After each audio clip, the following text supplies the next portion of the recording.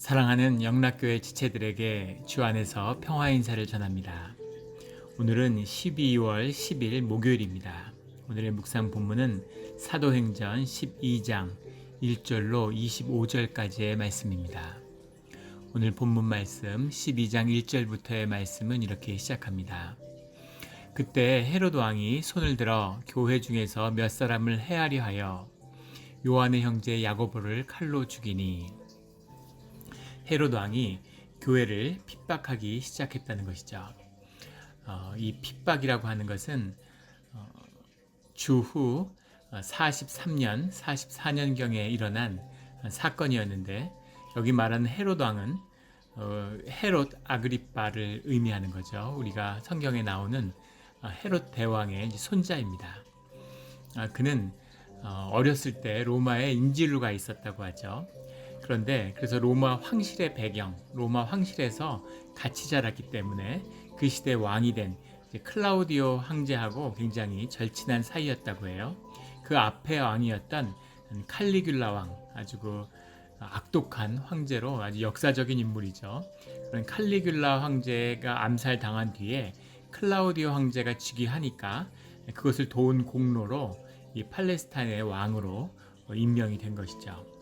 팔레스타인의 왕이 되어 있는데 팔레스타인의 왕이 돼서 자신의 이제 세력을 가지려고 하는 이제 그 일환으로 이 크리스찬들을 핍박하기 시작한 것입니다. 그 크리스찬에 대한 핍박으로 요한의 형제 야고보가 죽음을 첫 사도의 순교가 나온 것이죠. 예수님과 함께했던 그 11명의 사도들 가운데 그 모두가 다 순교를 당하게 되는데 첫 순교자로 야고보가 나오게 됩니다. 야고보는 요한의 동생이죠. 요한과 야고보와 베드로가 제일 먼저 주님을 영접하고 주님의 제자로 따라 나선 그런 사도입니다. 울의 아들이다. 아마 성격이 굉장히 급했던 것 같아요. 그런 별명을 주님이 지어주셨고 주님의 공생애를 함께했던 그런 사도죠. 성경에 나오는 이 사도행전의 중요한 야고보, 그 예수님의 동생 야고보가 있죠. 그 야고보와 이제 헷갈리시면 안 되고 사도 야고보가 있습니다. 그래서 그 요한과 야고보와 베드로가 늘 함께 움직이죠. 12명의 제자 가운데서도 이 3명이 주님과 같이 변화산에도 같이 갔고 늘 함께했던 그런 중요한 제자였는데 야고보가 죽음을 맞는 거죠. 야고보는 죽음을 맞는데 왜 베드로는 주님이 구해주셨을까? 우리가 육신에 속해 있고 현상의 눈으로 바라보면 마치 야고보는 불행을 당한 것 같고 베드로는 행운을 경험한 것처럼 보이죠. 근데 그렇지 않습니다. 주님의 뜻 가운데 주님의 뜻에 따라 이렇게 인도하심을 받는 것일 뿐이죠. 주님에게 영광을 돌린 것입니다. 누가 더 복된 것이었는지 그렇게 보러본다는 것 자체가 세상에 속한 눈을 가졌다는 뜻이겠죠. 다 복된 것입니다. 우리는 아파서 기도하고 나음을 입으면 주님에게 큰 은혜를 받았다고 하죠. 그런데 우리가 나중에 천국에 가면 왜 그때 우리를 고쳐주셨느냐고 그렇게 원망하는지도 모릅니다. 주님 그때 우리를 데려가셨어야지 왜 세상에 저를 그렇게 오래 두셨습니까? 왜 더 빨리 안 데려가셨습니까? 이렇게 이야기하는지 모르죠. 그래서 주님의 주권적인 역사 안에서 주님과 함께하는 모든 일들은 복되고 귀한 것이다 라는 것을 믿고 또 그것을 누리는 우리 믿음의 자리가 되기를 주의 이름으로 축원합니다. 3절에 유대인들이 이 일을 기뻐하는 것을 보고 베드로도 잡으려 할세 야고보를 핍박해서 칼로 죽였는데 그것을 보고 유대인들이 기뻐했다는 거죠. 이것이 의미하는 것은 이미 유대인들과 이런 유대파 크리스찬들, 예루살렘 안에서 유대파 크리스찬들과 유대인들과의 이미 굉장히 깊은 갈등이 함께할 수 없는 그런 분열이 일어나고 있음을 볼 수 있는 것입니다. 그리고 이것을 정치적으로 이 헤롯 아그리빠가 이용하고 있는 것이죠. 정치인들은 늘 분열과 반목을 자신의 정치적인 힘으로 이용하죠. 늘 프레임 전략이라는 걸 써서 늘 뭔가 이슈가 있으면 그것으로 갈등을 빚어서 자기파와 반대파를 만드는 겁니다. 반대파가 있어야 자기파가 결집하죠. 모두가 하나 되면 정치인들의 입지가 없어지니까, 그러니까 정치인들은 늘 그런 분열을 이용하는 거죠. 그래서 야고보를 죽이니까 사람들이 기뻐하는 걸 보고 아하 이거구나 라고 유대인들의 마음을 얻을 수 있는 길이 크리스찬들을, 그리스도인들을 핍박하는 것이구나 하는 것을 눈치챈 거죠. 그래서 대대적인 핍박을 시작하는 것입니다. 참으로 비참하고 슬픈 것은 무엇이냐면 갈리굴라 황제 때 유대인들이 대대적인 핍박을 받았어요. 엄청난 학살을 경험했습니다. 자기들이 그렇게 핍박의 희생자가 됐으면서 이제 클라우디오 황제 아래서 그 배경을 입은 헤롯 아그리파 왕이 되니까 이번엔 유대인들을 결집시켜서 그리스도인을 핍박하는 것이죠. 더 안타까운 것은 그리스도인들이 이 갈리굴라의 핍박에도 클라우디오의 핍박에도 모두 핍박을 당했다는 것입니다. 그런데 이 핍박 가운데 핍박 당했던 자들이 얼마 전에, 불과 몇 년 전이죠, 핍박을 당했던 자들이, 거기서 살아남은 자들이 그리스도인을 핍박하고 있다는 겁니다.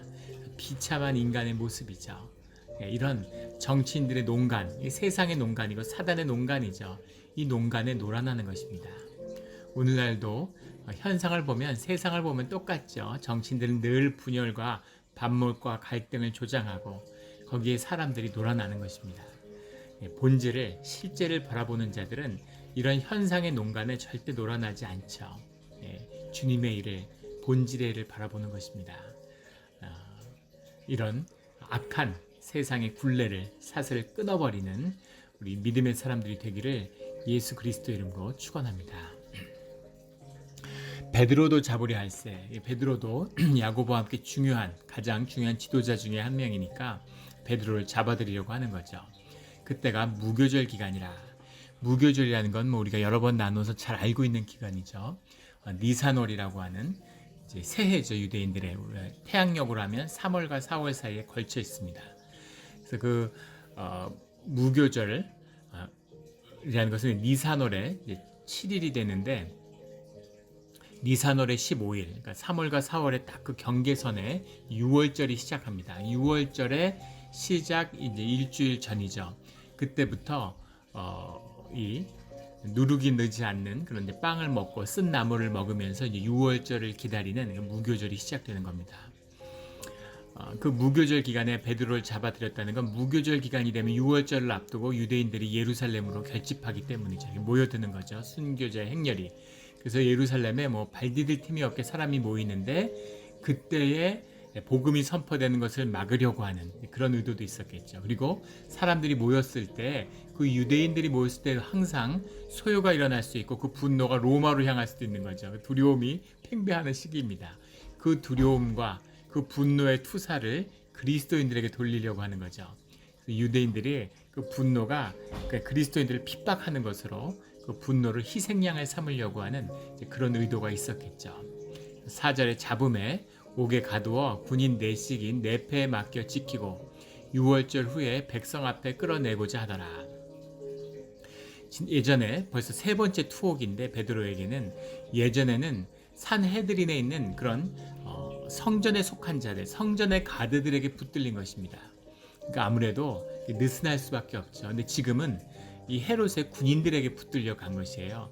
헤롯의 군인이라고 하지만 로마 군대의 영향 아래에 있는, 로마의 군대의 편제를 따랐겠죠. 그래서 군인 넷씩 내패에 맡겼다. 이것이 이제 엄중한 경비를 받았다. 이렇게 이해되기도 하는데, 로마인들이 경비하는 그 기본 원칙이 군인 넷이 한 조가 되는 것입니다. 그 내패가 됐다는 건 3시간씩 교대 근무를 하고 하루에 2교대를 하는 거죠. 그래서 군인 넷씩 내패에 맡겼다라는 건 이것이 로마 군제에 의한, 군인들에 의해서 감금을 당했다라고 보는 표현이 더 정확한 표현일 것 같아요. 그래서 6월절이 됐을 때, 6월절에 그때 백성들 앞에 이제 끌어내서 그걸 희생양으로 삼으려고 하는 거죠. 5절에 이제 중요한 말씀이 나오는데, 이에 베드로는 옥에 갇혔고 교회는 그를 위하여 간절히 하나님께 기도하더라. 오늘 본문에 두 가지 중요한 말씀이 나오는데 그 중에 하나가 5절의 말씀입니다. 또 하나가 24절의 말씀인데, 5절의 말씀에 교회는 그를 위하여 간절히 하나님께 기도하더라. 교회가 위기가 닥치면 기도하는 것이죠. 믿음의 사람들은 위기가 닥치면 기도하는 겁니다. 우리는 위기가 중요하게 생각하는데 주님이 보시기에는 기도가 중요한 것이죠. 예, 기도하기 위해서 위기가 오는 거죠. 우리는 위기가 닥쳤기 때문에 기도하지만 기도하라고, 기도가 더 중요하기 때문에 주님이 위기를 주시는 거예요. 우리가 기도해야 되는 거죠. 그리고 이 현상의 모든 것의 본질이 되는 것, 그 본질의 회복이 기도입니다. 그래서 세상의 모든 실제의 변화와 본질의 움직임은 기도를 통해 이루어지는 거죠. 이것을 영의 역사, 영의 섭리라고 부르는 것입니다. 그래서 기도해야 되는 거죠. 교회가 기도할 때 세상이 변화되는 겁니다. 지금 코로나 때문에 세상이 다 시끄러운데 정말 치료제나 백신이 세상을 바꿀 수 있을까요? 절대 바꾸지 못합니다. 그것을 바꿀 수 있는 백신을 통해서 세상이 바꾸어지는 것이 우리가 보는 현상의 일인 거죠. 그 백신이 정말 세상을 바꾸는 힘이 될 수 있을지 없을지를 결정하는 것이 기도, 그 기도를 받으시는 성령의 역사입니다. 그래서 우리는 기도해야 되는 것이죠. 기도라는 것을 이제 종교가 왜곡시켜서 무슨 마술적인 힘이 하늘에서 내려오는, 물론 그런 부분도 현상적으로 경험되는 부분이죠. 하지만 본질에 있어서는 주님의 뜻이고 주님의 주권이 세상을 움직이는 것이다 라는 것을 경험하는 것, 이것이 기도죠. 공부 하나도 안 했는데 기도하니까 주님이 마술적으로 나를 내가 원하는 학교로 보내줬다. 뭐 그런 일도 주님이 원하시면 이룰 수 있겠지만 그것이 기도의 능력이 아니죠. 내가 사람으로서 이 육신을 입고서 최선을 다해서 공부하지만 그 모든 것을 쓰시고 인도하시는 분은 주님이시라는 걸 인정하고 주님께 그것을 맡기는 것이 기도죠. 주님이 우리의 최선을 받아서 그 가운데 그것을 통해 하나님의 길을 여시는 겁니다. 이런 기도가 필요한 때고 절실한 때죠. 우리가 새해가 열리면 우리가 기도의 문이 열리기를 간절히 기도하고 있어요. 함께 모여서 기도해야지만이 이것이 끝나겠구나. 주님이 이제 그런 마음을 주십니다. 우리가 기도로 마음을 준비해야 되는 때죠. 그때가 다가오고 있다라는 그런 마음을 주십니다. 함께 기도함으로 주님이 기도의 문을 열어주시는 세상을 향한 우리 기도의 역사를 일으키시는 그때가 우리에게 빨리 찾아오기를 예수 그리스도 이름으로 축원합니다. 6절에 베드로가 두 군인팀에서 두 쇠사슬에 매어 누워 자는데 이전에도 갇혔다가 그 탈출한 일이 있기 때문에 엄중히 경호하는 거죠. 쇠사슬에 묶여 있는데 그 옆에 군인이 지키고 있는 겁니다. 그러니까 탈출할 가능성은 이제 거의 보이지 않는데 그때 7절에 호련히 주의 사자가 나타나며 천사의 역사가 일어나는 거죠. 옥중에 광채가 빛나며 베드로의 옆구리를 쳐 깨워 이르되 급히 일어나라 하니 쇠사슬이 그에서 벗어지더라. 6절에 보면 베드로가 군인 틈에서 누워 잤다 이러는데 그 죽음을 앞두고 있는데 어떻게 이렇게 누워 잘 수가 있을까? 이것이 베드로의 성품일 수도 있고 또 믿음이 좋으니까 하나님께 내 삶을 맡겼으니까 뭐 죽으면 죽고 살면 사는 거지 이렇게 생각했을 수도 있겠죠. 그런데 그가 여기 보면 신을 신어라 띠를 띠어라 이렇게 이야기하는 거 보면 완전히 편안하게 잘 준비를 딱 하고 이제 자고 있는 모습이 보입니다. 초조하거나 그랬다면 옷을 다 입고 어떻게 될지 모르니까 아마 뭐 신발을 신고 있을 수도 있었을 텐데 신발도 벗고 겉옷도 벗고 띠도 풀고 이 당시 옷은 이제 원피스 같이 되어 있는 옷이니까 옷을 입고 띠를 매야지 이제 제대로 움직일 수가 있는 거죠. 천사가 준비시켜서 데리고 나가는데 군인들이 그것을 모르고 자고 있다는 것이죠. 그러니까 이것은 초자연적인 현상이라고 봐야 되겠죠. 천사의 역사라고 하나님의 성령의 인도하심을 받는 그런 역사라고 보는 것이 맞겠습니다. 베드로가 나와서 따라갈 때 천사가 하는 것이 생시인 줄 알지 못하고 환상을 보는가 하더라. 너무 빛이 가득하고 천사의 인도함을 받으니까 내가 환상을 봤나 눈을 떴지만 아니면 내가 꿈을 꾸는 건가 이런 마음이 들 만큼 이런 초자연적인 역사가 일어나고 있는 거죠. 10절에 첫째와 둘째 파수를 지나 시내로 통한 쇠문에 이르니 이걸 다 지나가는데 아무도 알지 못하고 문들이 다 열리는 그런 기적을 경험하게 되는 겁니다. 12절에 깨닫고 마가라 하는 요한의 어머니 마리아의 집에 가니 깨달았다라는 건 주님의 인도하심과 주님의 뜻이 있음을 알고 그가 마가라고 하는 요한의 어머니 마리아의 집에 갔다. 이것도 중요한 말씀이죠.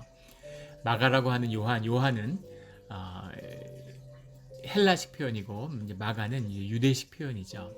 이 마가는 마가복음의 저자입니다. 그리고 이 마가는 바나바의 이제 조카이기도 하죠. 초기에 바나바와 사울과 함께 사도행전의 사역에 참여했던 자죠. 이 마가의 다락방은 오순절의 역사가 임했던 그런 것입니다. 그리고 예수님이 제자들과 마지막 만찬을 함께 했던 것이죠. 교회의 요람이에요. 교회의 요람인데 깨닫고 그리고 이 교회가 시작된 이곳으로 돌아가는 거죠. 그리고 그곳에는 마가의 집에는 이 주의 자녀들이 모여 있는 거죠. 모여서 기도하고 있는 겁니다. 간절히 하나님께 기도하는 자리, 그곳에 가서 그들을 만나야 되는 사실을 베드로가 깨달은 거죠. 살아나고 뒷일을 기약하는 거라면 마가의 집으로 가는 것이 중요하지 않겠죠. 어딘가 피해야 될 겁니다. 그런데 그것이 아니라 이 믿음의 연합, 그들의 기도가 본질이고 실제라는 것을 깨달았기 때문에 이 깨달음 속에서 이 공동체와 연합하는 것이죠. 깨달은 자들은, 주님의 뜻을 보는 자들은, 주님의 영의 역사를 보는 자들은 항상 교회와 연합합니다. 그 연합을 이루어내는 것이 주님의 역사와 기도의 비밀이라는 것을 알기 때문이죠. 늘 공동체의 연합을, 공동체의 화목을, 교회를 이루어내는 우리 영락 공동체가 되기를 주의 이름으로 축원합니다. 그가 오니까 14절에 로데라고 하는 13절에 하는 여자아이가 영접하러 나왔다가 베드로의 음성인 줄 알고 기뻐하여 문을 미쳐 열지 못하고 달려들어가 말하되 베드로가 대문 밖에 섰더라. 이 집에 여자아이가 뛰어나왔는데 음성을 듣고 알았다는 건 그만큼 삶의 연합이 이루어져 있었다는 거죠. 베드로가 이 집에 자주 찾아오고 한 교회니까 목소리만 듣고도 베드로가 온 것을 알았겠죠. 그래서 여자아이가 가서 말하되 베드로가 왔다고 하니까 다들 믿지 않는 거죠. 정말 왔다면, 그의 목소리가 들렸다면 그의 천사일 것이다. 그러니까 베드로가 왔다는 것을 믿지 못하는 겁니다. 그런데 17절에 베드로가 그들에게 손짓하여 막 반갑고 얼마나 기뻤겠어요. 주님이 함께 하심을 아니까 더 기뻤겠죠. 그래서 베드로가 새로운 사명이 주어지는 겁니다. 우리가 살아있는 것은 베드로가 순교하지 않은 이유는 베드로의 무슨 남다른 하나님의 다른 그 어떤 뜻도 아니고 베드로가 아직 해야 할 일이 남아있기 때문이죠. 이것이 소명을 받은 사명자의 모습입니다. 주님이 우리를 아직 살려두시는 이유는 우리가 아직 이 땅에서 해야 할 일이 있기 때문이에요. 그 일을 다 마쳤으면 주님이 데려가십니다. 우리 삶의 숙제가 아직 남아있는 거죠. 그 숙제가 다 끝나면 갈 때가 되는 겁니다. 주님이 우리의 삶을 오늘 하루를 허락하시는 이 날에는 오늘 이 하루 가운데 우리가 해야 할 일이 있기 때문이죠. 그 일들을 성취하고 이루는 우리 모두가 되기를 주의 이름으로 축원합니다. 야고보와 형제들에게 이 말을 전하라 하고 떠나 다른 곳으로 가니라. 여기에 야고보는 예수님의 동생이었던 야고보죠. 예루살렘 교회의 중요한 지도자였던 야고보입니다. 그에게 자신이 탈출했음을, 살아났음을 알려라 라는 거죠. 20절부터는 이제 헤롯의 죽음에 대한 마지막 기사가 나옵니다. 21절에 헤롯이 나를 택하여 이렇게 되어 있는데, 나를 택한다라는 게 주후 44년이고 이때의 역사는 요세푸스가 쓴 고대 유대사라고 하는 책과 유대 고대사 하는 책과 기록되어 있어서 정확히 어떤 사건인지를 알 수 있죠. 이 날은 어떤 날이었냐면 클라우디오의 로마 황제가 영국의 잉글랜드 지역을 정복하고 나서 개선한, 그 승리를 개선하는 날이었다고 해요. 그날을 축하하기 위해서 헤롯이 사람들 모아서 축제일에 모여 쓴 것이죠. 왕복을 입고 단상에 앉아 백성에게 연설하니 백성들이 크게 부르되 이것은 신의 소리요 사람의 소리가 아니라 하거늘. 요세푸스의 기록에 보면 은을 얇게 해서 우리 건물에 붙이는 것처럼 은을 얇게 이렇게 은박을 만들어서 그것을 옷에다 붙였다고 하죠. 그 은으로 된 옷을 헤롯이 입고 단상에 서니까 햇볕이 비치니까 온몸에서 빛을 발하는 거죠. 그것을 보고 군중이 열광했다는 겁니다. 이것은 신의 소리요 사람의 소리가 아니다. 이제 이렇게 신적인 존재의 임재같이 경험했다는 것이고, 그 열광을 보고 헤롯이 기분이 좋은 거죠. 23절에 헤롯이 영광을 하나님께로 돌리지 아니하므로, 사울과 바나바가 신처럼 사울을 받아들이려고 하니까, 그러니까 그것을 옷을 찢는 이제 이런 장면들이 뒤에 사도행전의 14장 가면 나오는데, 이 유대인이라면 하나님과 같이 높임을 받는다라는 건 있을 수 없는 일입니다. 근데 여기가 지금 예루살렘이에요. 예루살렘에서 사람들이 이렇게 부르짖고 있다, 이 이야기를 신의 소리다 이렇게 이야기가 나온다는 건 그만큼 유대인의 정체성이 약화되었다라는 의미도 있을 수 있고, 이런 이교적인 모습이 나타났다는 거죠. 물론 합리적으로 이해해 본다면 이미 헬라의 영향, 이 범신론의 영향이 이 지중해 연안에 로마 시대에 이제 큰 영향이 끼쳐졌기 때문에 그 영향을 받았다라고도 할 수 있겠지만, 이미 오래전에 하나님을 잃어버린 그 야훼 신앙의 중심을 잃어버린 예루살렘의 모습일 수도 있겠죠. 또 그것이 사단의 권세가 함께하고 있으니까 그런 신비와 그런 신기한 그런 영적인 힘이 또 함께했다, 이렇게도 볼 수 있을 겁니다. 그리고 그 헬라 사람들은 뭐든지 사람의 능력이 좀 뛰어나면 범신론이기 때문에 다 신이라고 이름을 붙여요. 헤라클레스 같은 거죠. 그런 게 있죠. 무슨 우리 요즘에 쓰는 장사의 신, 야구의 신, 조금만 뭘 잘하면 다 신이라고 부르잖아요. 그러니까 신이라고 하는 것을 비범함, 이런 정도로 쓰는 것이죠. 그런데 하나님의 이거 신적인 것이다, 신은 하나님밖에 없다고 믿는 유대인들이 이 헤롯을 두고 이것은 신의 소리다라고 얘기했다는 건 이게 있을 수 없는 일이죠. 그래서 이런 배교의 모습이 분명하게 헤롯과 함께했다는 겁니다. 주의 사자가 곧 친히, 주의 사자가 그 목숨을 거두어 갔다는 거죠. 벌레에게 먹혀 죽으니라. 그 자리에서 이제 쳤다. 그 자리에서 이제 그의 운명을 결정했다. 이제 이런 의미일 겁니다. 요세푸스의 유대 고대사에 보면 이것이 끝나고 아주 극적인 사건이었던 거죠. 헤롯이 가장 일생의 정점에 쓴 그런 순간 같았지만, 그가 통치자로 임해서 불과 한 3, 4년 지난 시기입니다.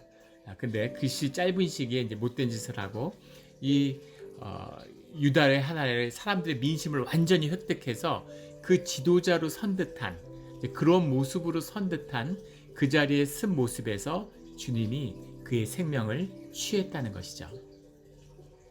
그가 실제로 죽는데 이제 닷새가 갑자기 복통을 일으켜서 닷새 동안 앓다가 죽었다고 해요.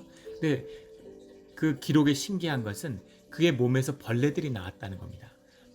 물론 합리적으로 생각하면 사실은 그가 그날 죽었고 시체가 썩으니까 닷새가 지났을 때는 죽음을 확인하고 장례가 할 때 이미 벌레들이 몸에 모여들었다, 이렇게도 볼 수 있겠죠.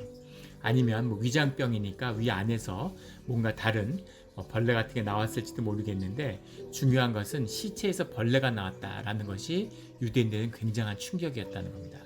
유대인들은 죽음을 과정 자체를 신의 은총의 축복의 과정으로 보았기 때문에 벌레가 몸에서 나오고 벌레가 시체를 먹었다는 걸 굉장한 부정과 치욕과 주님의 형벌로 받아들였다는 거죠. 그래서 가장 빛나는 순간에 있었던 것 같은 헤롯이 가장 치욕적인 죽음을 맞게 된 겁니다. 이것은 하나님이 하신 것이다 라는 것이 성경의 고백인 것이죠.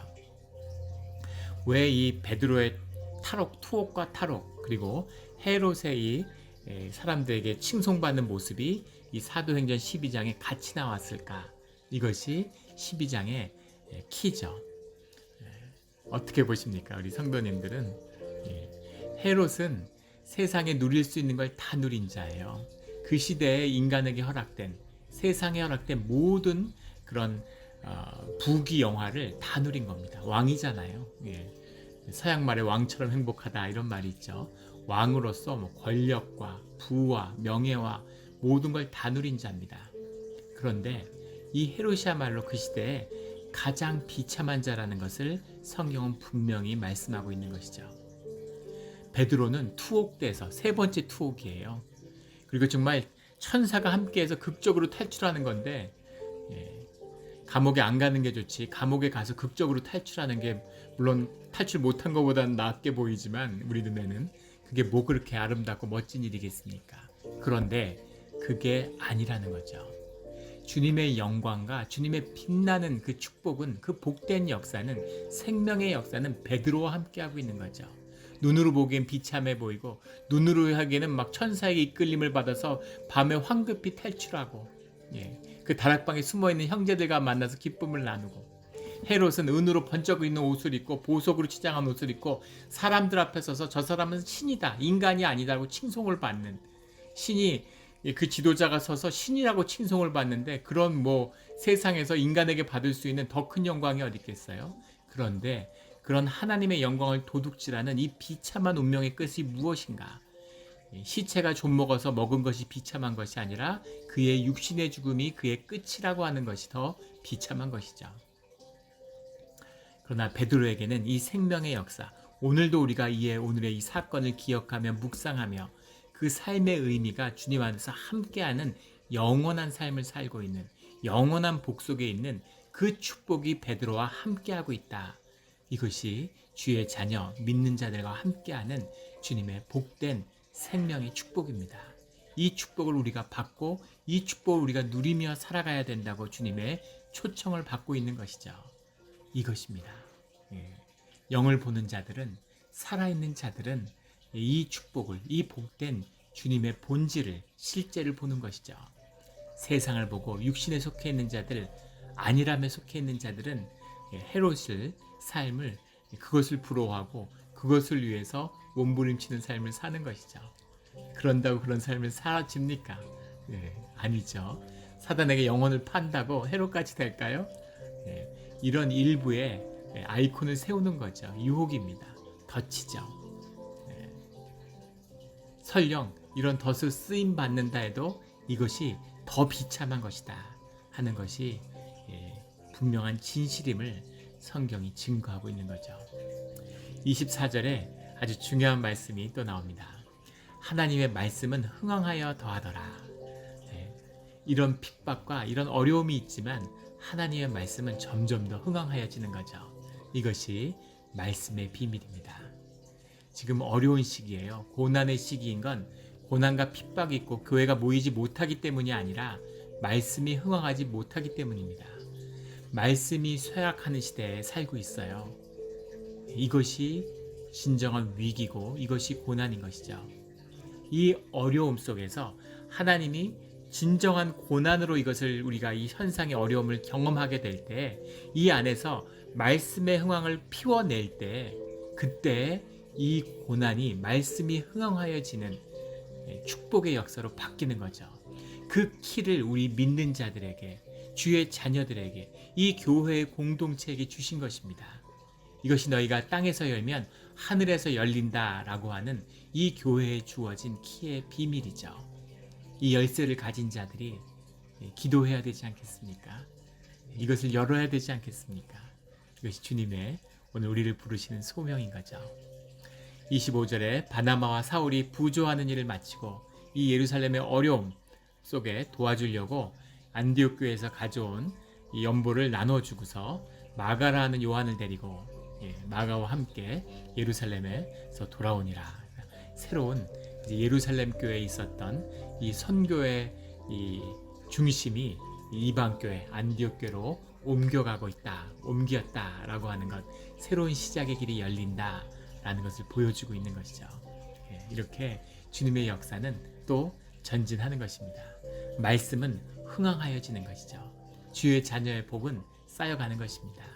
이 축복의 역사가 우리에게 함께하는, 우리에게 더하여지는 이 대림절의 기간이 되기를 예수 그리스도 이름으로 축원합니다. 아멘.